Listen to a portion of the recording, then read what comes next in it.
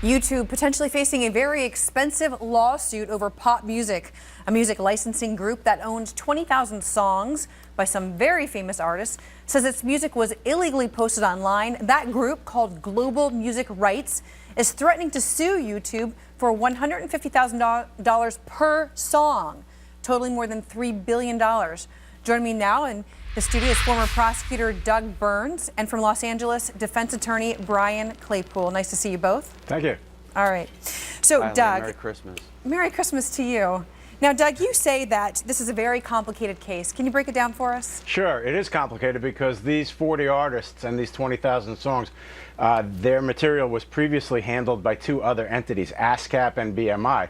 So now Irving Azoff and a new entity are handling it. So the question is, if you assume for the sake of argument that the previous entities did have some kind of licensing agreement where it was okay for YouTube to show it, does that extend to the new entity? And I think the answer to that is probably no. The other reason this is complicated, and we've seen this before, Leah, in other cases involving this type of copyright infringement, potential copyright infringement, is they actually, the individuals claiming infringement have to do it song by song, individual notification.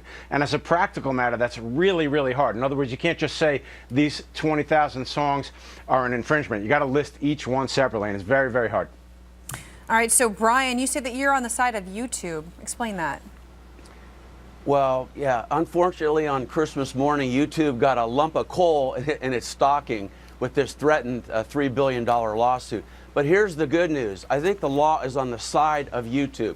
The Digital Millennium Copyright Act, Leah, was enacted in 1998. That really is a safe harbor for internet service providers such as YouTube. And it immunizes them from liability unless the following occurs: that they have actual notice of a specific infringement by somebody else of one of these songs. And up until now, the Global Music Rights Company has not given specific information to YouTube of a specific violation or copyright law violation. As such, YouTube has no obligation to remove it. So right now, the ball is in the court of YouTube, and I don't think they would face any liability. And really what this is about, I think it's a bullying tactic on the part of GMR, and I think what they want to do is they want to force YouTube to do its work in monitoring the site to make sure that these videos aren't being pirated. So, Doug, do you agree, and where do you see this case going? I do agree. I mean, Brian lays out the law correctly. That's why I said about this individual notice thing. As a practical matter, what happens is, you know, the artists, they have to put together some kind of, you know, program, effort, team of people, lawyers, whoever, to go through and, again, painstakingly point out each individual violation. But the other point I want to make is that the reason why the potential plaintiffs are upset, and I think this is a distinction worth drawing, is that they want to sell an actual monetary subscription, okay? People paying money so that they can have access. And artists are always more upset when you are trying to specifically profit via subscription as opposed to the mere digital sharing. So that's sort of my take on that part of it. Okay, so Brian, Global Music Rights says that it's getting closer to having no alternative but to file a massive lawsuit. So far, there's been a lot of letter writing between the two. Where do you see this going? And also, how does this impact the artists themselves?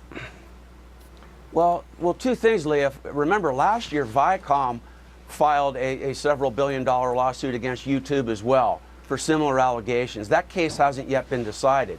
So I think if GMR files a lawsuit here, it will look to what the results will be from the Viacom lawsuit. But in my opinion, again, in both instances, I don't think there's a lot of muster to either of these lawsuits because of the fact that these companies have to show the specific actual violation. And now getting back to the artist, I think there's a lesson that can be learned. There's a teachable moment here. If you're a recording artist and you have an agreement with the music label, you better make sure that you're getting some compensation for the rights to the digital market. Sorry, but I have to jump in here because we're running out of time. Thank you so much, Brian Claypool, Doug Burns. Good insight today. Merry Christmas. Happy holidays. Thanks. See you later. Bye.